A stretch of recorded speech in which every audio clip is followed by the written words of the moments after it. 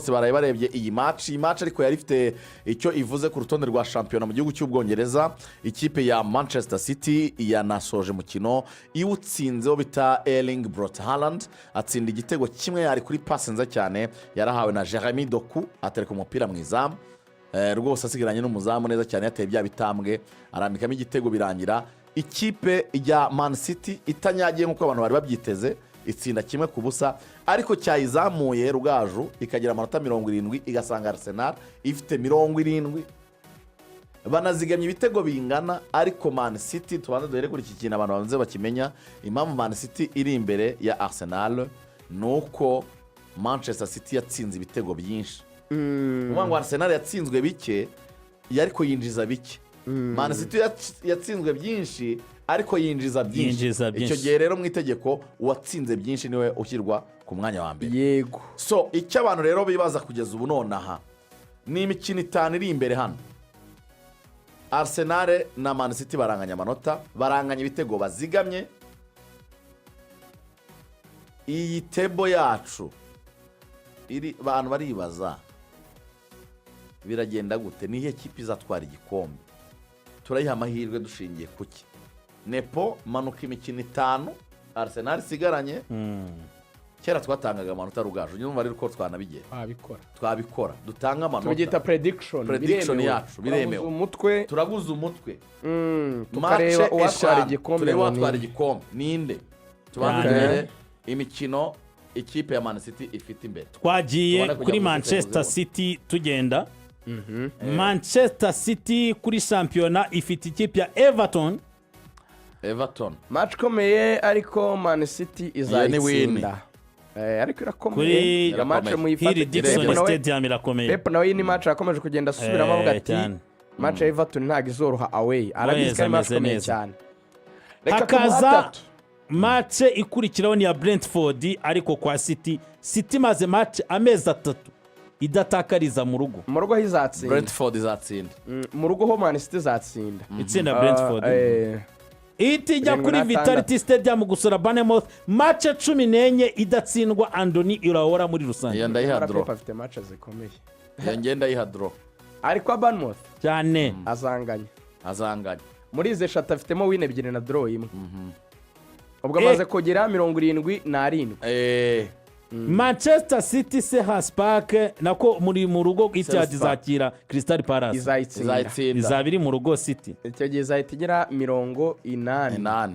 Azaba ari saa 11 isoreze mu rugo ku munsi wa nyuma ikina na Aston Villa. Iri mu rugo izatsinda. Aston Villa izatsinda. Izagera 83. Ishobora kunganyamo imwe igatsinda menye. Isigaje twagiye kuri amahirwe nizo iri away cyane kwa Everton cyangwa kwa Bournemouth. Amwe ushobora kuba yasitara wenda ikanganya. Kuwa gatandatu Arsenal mu rugo ifite Newcastle izatsinda. Arsenal tariki 2 z'ukwa gatanu ifite ikipe ya Fulham mu rugo. Ekipe ya Arsenal tariki 10 izajya kuri London Stadium kwa West Ham. Bazanganya London Stadium.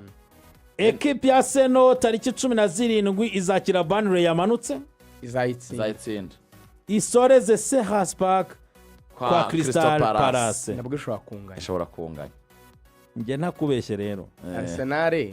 Arsenal ikagira 80. Arsenal muri izi match aho yagasitaye ni kuri Newcastle ariko yarashize. Arsenal yafite yose. Kenze si ariko nanjye ngewe City nayo gatwara Arsenal City kuri nge iragwa hamwe ifitemo draw. Nge Arsenal ndacyayibona ku gikombe ndatanga. Match nari convinced ni match ya West Ham. Arsenal izagarika West Ham. Arsenal awe nge nizo ntinya match zo mu rugo ntago nyanzigira ko ikipe yari yose amanota yose kuyandi. City zanganya ifite Bournemouth. City ifite Bournemouth yasaze yamaze abantu, ifite Aston Villa izaba irimo irareba imbere yayo man ivuga ati muradutwara big. Wenda izaba yaranabonye Champions League qualification ariko nta kibazo ifite, izaba isigaje match ya Europa League finale gusa. Bivuga ko hazaba harimo umwanya wagije wo gutegura finale ya Europa, izaba ifite byibura nk'iminsi 10 kugira ngo ibone gukina finale iyo match ya Man City bagomba kuyifashisha rero. Izarinya 11 beza bayo ntacyo bibatwaye iyi tikorero training nuko bizagenda finale beza izi kipe zikomeye ziba zishaka nazo gusoza neza.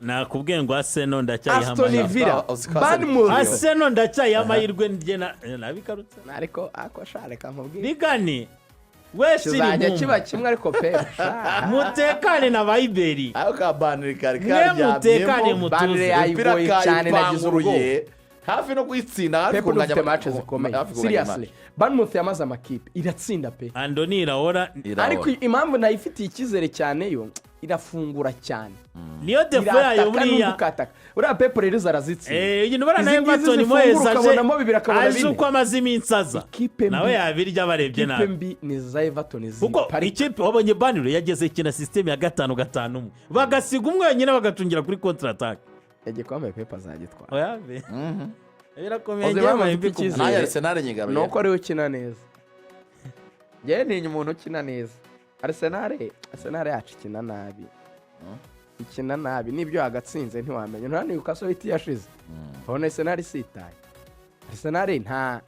Arsenal ngenda nabwiye ko ariho nakagize ngi impungenge ariko Newcastle Arsenal ndaya 83 niyo nyine yakanteye impungenge gutsinda Newcastle koko niyo hano yonyine iramutse ikoze naho ubundi izindi umwanya wa 14 bayo yaragena Eddie Wongo azagenda isezon irangira ubu Arsenal nigiye kuba iciro ry'imigani mu maso y'abantu bose bayiseke.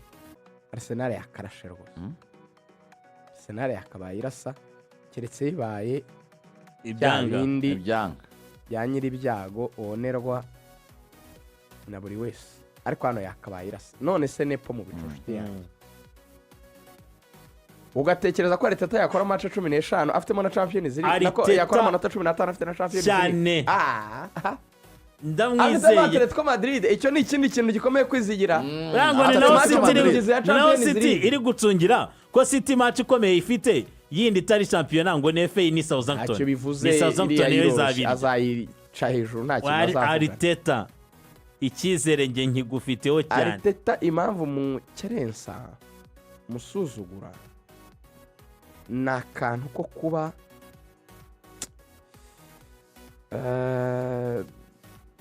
arakina nabi. Pepe buriya gutsinda akina neza arataka arasatira undi yakina nabi erega banza wumve ko umuntu udasatira nepo biragoye ko atsinda kitse niba ari buhindura imikinire muri iyi minsi ya nyuma tukabona indi tushe itandukanye niyo twabonaga ariko ngira ngo icyo icyatumaga kina kuriya ni uburyo bwo kwirezerva cyane Rugaju kubera kugira high expectations no kubona koko byakunda biri mu mboni ze bikamutera igitutu ariko problema kubera ko abona ko bigiye kuva muri control yiwe ntacyo kuramira ashobora gufungura agakina umupira ugenda yagaruye ba Odegaard bizaba ari byiza Odegaard akina umupira mwiza bizagira icyo bifasha uko ikipe yarinye kuri Man City abantu baravuga bati nuguhindura hari harimo Square akatereka Ben White kuri kabiri atabandi bose bakajya uko bagiyemo mu gihe Bukayo atarakira ubundi afite n'abaramplasa mu gihe Bukayo atarakira nyine ba Trossard na ba Martinelli na ba Gakores bakavuga bati rero hadashoboye gutsinda Newcastle nawe ntacyo yaba afite Newcastle yo rwose twemeranyije abantu b'Imana Newcastle ni ikipe rwose yo gutsinda Eddie ho aragenda iyi season irangira yarabibwiwe ikipe yananiwe kuyishyira no muri za conference Eddie ho mugani ko nikanze nuko bimeze cyane tugaruke i Nyarugenge tubanze twumve interview y'umutoza hari ingingo Francis Christian nyuma yuko yari amaze kunganya